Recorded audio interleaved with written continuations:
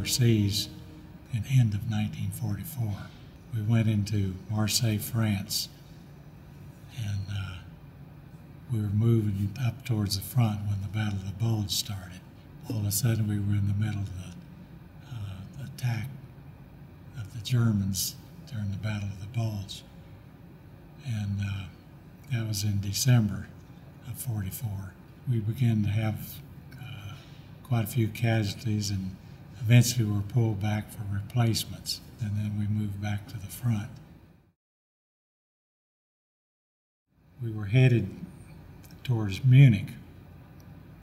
That was the big city that we were supposed to be going to take over. And on the way, maybe the day before, or I guess the day that we went to Dachau, they said we're being sidetracked to take one of the concentration camps, Dachau. And we didn't really know until we got there what that was. That was April the 29th of 1945. Quite a distance before we got there, you could smell the odor from the crematory. And that was a horrible thing. It almost felt like you couldn't breathe. That made us even more worried about what we were going to see ahead of us. And when we finally could see the camp, just outside the camp were 40 boxcars of bodies. That these were people that had been on these boxcars for maybe 10 days. As the Americans were advancing, the Germans were trying to move the prisoners. And they had this train of 40 cars loaded with prisoners. And they were on there so long, well, 10 days without food or water.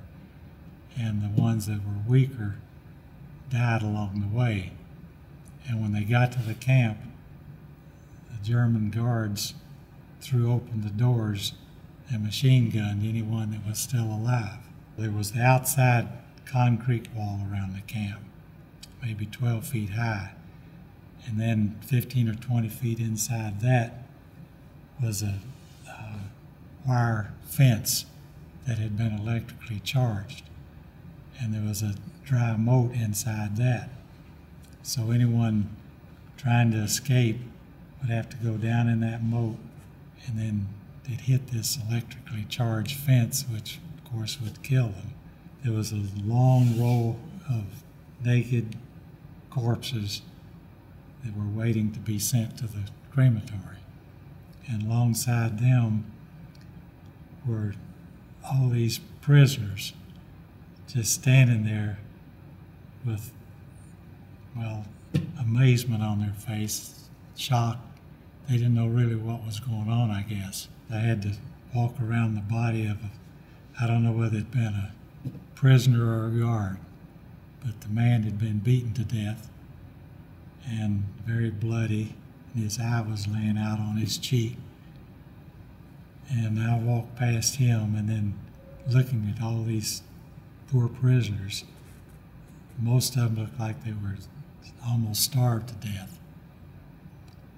And just had a terrible look on their faces of what's going on, what's going to happen next. I think they realized that we were Americans, that we were liberating them. And I thought, this is what hell is like, with all the way these people looked as dead bodies. And I was just overcome with everything. And I looked up at the sky and said, God, get me out of this place. And when I looked back down, there was a man coming from this group over to the fence where I was. And he said in German, do you have a cigarette? So I said, no, I don't have any. And he said, ein momento, 1 minute. And he ran off behind the barracks. And I didn't know what was going to happen, but shortly he came back and he put his hand through the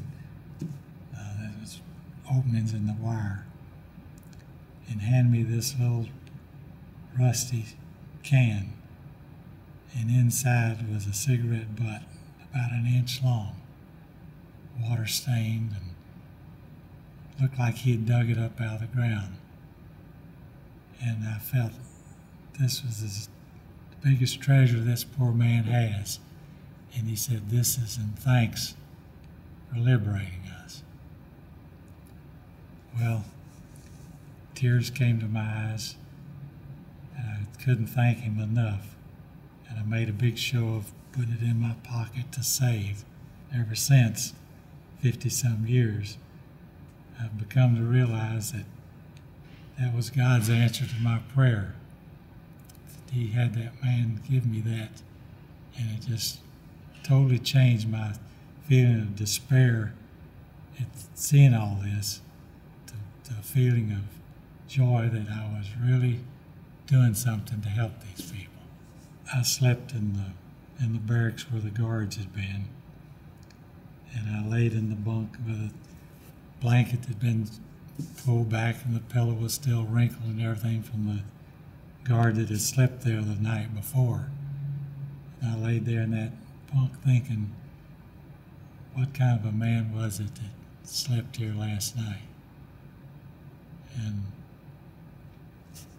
that's where I went to sleep, thinking of what this man must have been that was part of treating these people like that.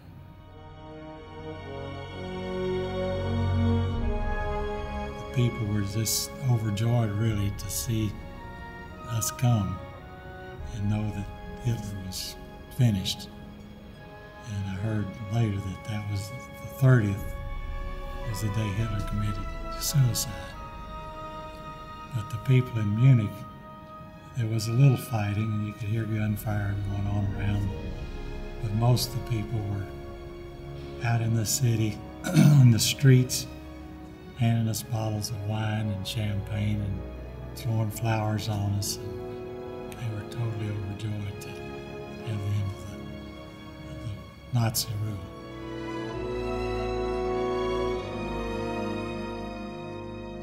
For years, I wouldn't think about it.